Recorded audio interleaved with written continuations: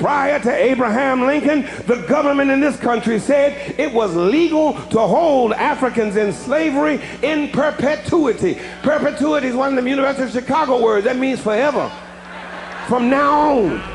When Lincoln got in office, the government changed. Prior to the passing of the 13th, 14th, and 15th Amendments to the Constitution, the government defined Africans as slaves, as property, people with no rights to be respected by any whites anywhere. The Supreme Court of the government, same court, granddaddy court of the one that stole the 2000 election, Supreme Court said in its Dred Scott decision in the 1850s, no African anywhere in this country has any rights that any white person has to respect at any place, anytime. That was the government's official position, backed up by the Supreme Court, that's the judiciary, backed up by the executive branch, that's the president, backed up by the legislative branch, and enforced by the military of the government. But I stopped by to tell you tonight that governments changed.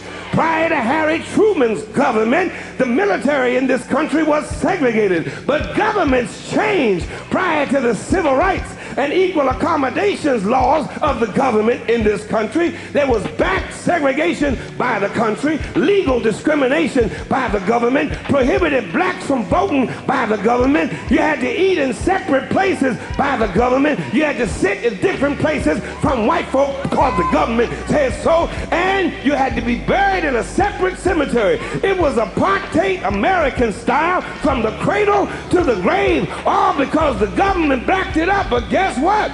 Governments changed. Under Bill Clinton, we got a messed up welfare to work bill, but under Clinton, blacks had an intelligent friend in the Oval Office. Oh, but governments changed.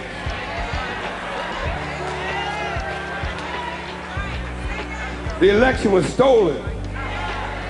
We went from an intelligent friend to a dumb Dixiecrat, a rich Republican who has never held a job in his life, is against affirmative action, against education, I guess he is, against health care, against benefits for his own military, and gives tax breaks to the wealthiest contributors to his campaign. Governments change, sometimes for the good and sometimes for the bad. But I'm fitting to help you again. Turn back and say, he's fitting to help us again. Where governments change, write this down, Malachi 3:6. Malachi 3:6, thus saith the Lord. Repeat it after me. For I am the Lord, and I change not. That's the King James Version. The New Revised says, for I, the Lord, do not change. In other words, where governments change, God does not change.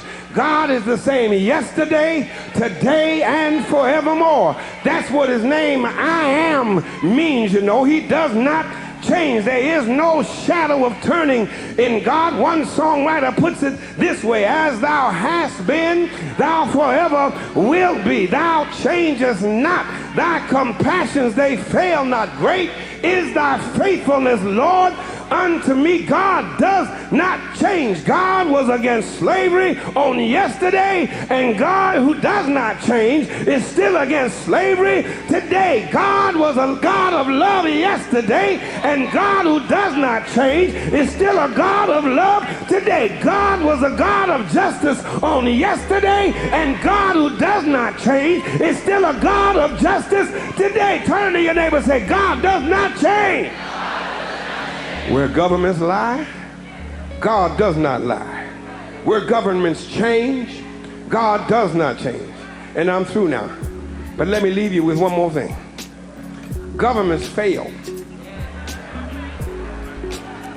The government in this text comprised of Caesar, Quirinius, Pontius Pilate, Pontius Pilate. The Roman government failed. The British government used to rule from east to west. The British government had a Union Jack. She colonized Kenya, Ghana, Nigeria, Jamaica, Barbados, Trinidad, and Hong Kong. Her navies ruled the 7 seas all the way down to the tip of Argentina in the Falklands. But the British government failed. The Russian government failed. The Japanese government failed. The German government failed, and the United States of America government, when it came to treating her citizens of Indian descent fairly, she failed. She put them on reservations. When it came to treating her citizens of Japanese descent fairly, she failed. She put them in internment prison camps. When it came to treating the citizens of African descent fairly, America failed. She put them in chains. The government put them on slave quarters, put them on auction blocks, put them in cotton fields, put them in inferior schools, put them in substandard housing, put them in scientific experiments, put them in the lowest paying jobs, put them outside the equal protection of the law, kept them out of their racist bastions of higher education, and locked them into positions of hopelessness and helplessness. The government gives them the drugs, builds bigger prisons, passes a 3-strike law, and then wants us to sing God Bless America? No, no, no. Not God Bless America. God damn America, that's in the Bible, for killing innocent people.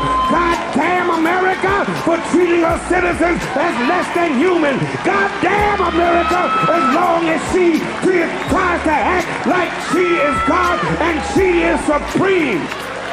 The United States government has failed the vast majority of her citizens of African descent.